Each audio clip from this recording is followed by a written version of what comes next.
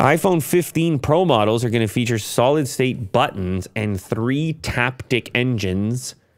Get ready for the iPhone 15 rumors to come barreling in this holiday season. This holiday season, the reasons to not get the current iPhone. You can wait for the next iPhone, the iPhone 15. This is obviously not Apple's voice. This is more Ming Chi and the likes of Mac Rumors and such. They'll tell you all the things that are going to happen in the future model when the new model just came out, which might be helpful to you. Maybe it won't sting so much that you didn't get the latest one. I just changed my phone from the iPhone 14 Pro Max to the Pixel 7 Pro. Yep. And I'm not going to rant and rave. I told you that I didn't come here to rant and rave today. I told you that prior. But I might just go ahead and rant and rave. Okay. No, I'm not going to do it. All right. I'm not going to let you in on everything, but I snapped a couple photos and snapped a couple photos with that Pixel 7 Pro, didn't I? You're just licking your lips. I just snapped a couple photos, didn't I? And then that song was playing from the beginning of the show. In my mind, it was like ba-doom, doom, doom, doom, boom, boom, doom.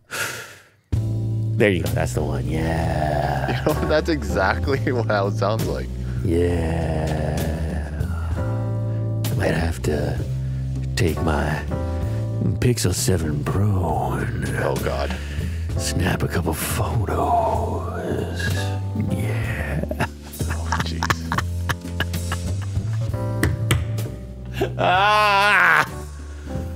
iPhone 15 going to feature solid-state volume and power buttons, according to Apple analyst Ming Chi Kuo. Taptic engine is going to help you know whether you clicked it or didn't click it. I mean, it's going to make it feel like you clicked it. It's kind of like these trackpads.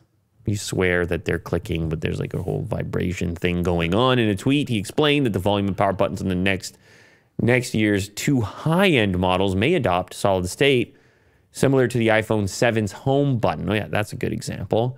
So it's not mechanical, but it kind of feels like it is mechanical. Oh, and then they say Apple uses a similar method for its Mac trackpads, which I was just tapping on, slapping on. They do not physically move. They mimic the feeling of being pressed with small vibrations.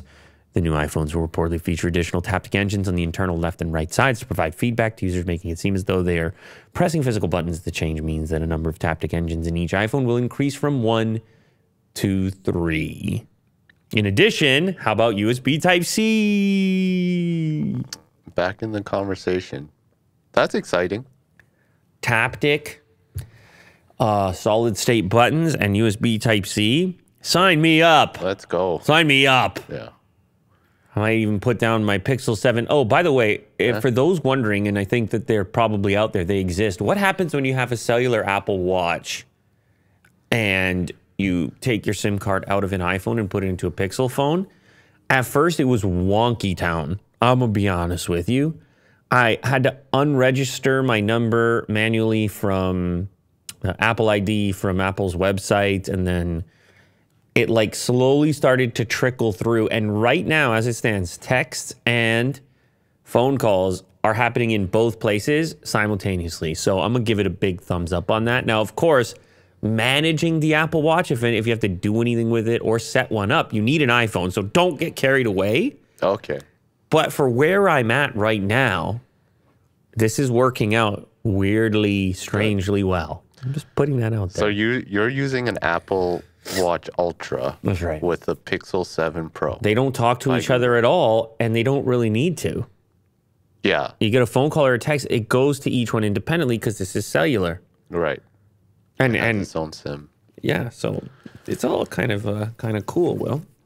So to technology, I guess. Maybe it's the best of both. It might be the best of both worlds. There you go. Hannah Montana. Is that where it's from? I don't know. I think so. Okay.